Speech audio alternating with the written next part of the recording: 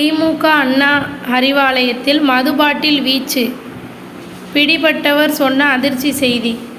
திமுக தலைமை அலுவலகமான சென்னை அண்ணா அறிவாலயத்தில் மது பாட்டில் வீசப்பட்ட சம்பவம் பெரும் அதிர்ச்சியை ஏற்படுத்தியுள்ளது. திமுகவின் தலைமை அலுவலகமாக அண்ணா அறிவாலயத்தில் பீர் பாட்டிலை வீசியவரை பிடித்து போலீசார் விசாரணை மேற்கொண்டு வருகின்றனர். பீர் பாட்டிலை வீசியவர் அதிமுக முன்னாள் நிர்வாகி என்பது முதல் கட்ட விசாரணையில் தெரிய வந்துள்ளது. சம்பவ இடத்தில் போலீசார் பாதுகாப்பு பணியில் ஈடுபட்டிருந்த நிலையில் பீர் பாட்டிலை வீசியவர் அதிமுக முன்னாள் நிர்வாகியை பிடித்து சென்னை போலீசாரிடம் ஒப்படைத்தனர். தொடர்ந்து அதிமுக முன்னாள் நிர்வாகி கைது செய்து அவரின் விசாரணை மேற்கொண்டு வருகின்றனர். இதற்கிடையே வெளியான தகவலின்படி கண்ணகி நகரை சேர்ந்தவர்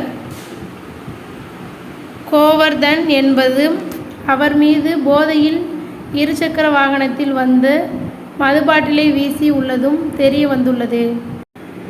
மேலும் மதுவினால் தனது குடும்பத்தில் பிரச்சனை ஏற்படுத்துவதாகவும் மதுவினால் நாட்டிற்கும் வீட்டிற்கும் கேடு என்று கோவர்தன் கோஷமிட்டு கொண்டே இருந்தனர்.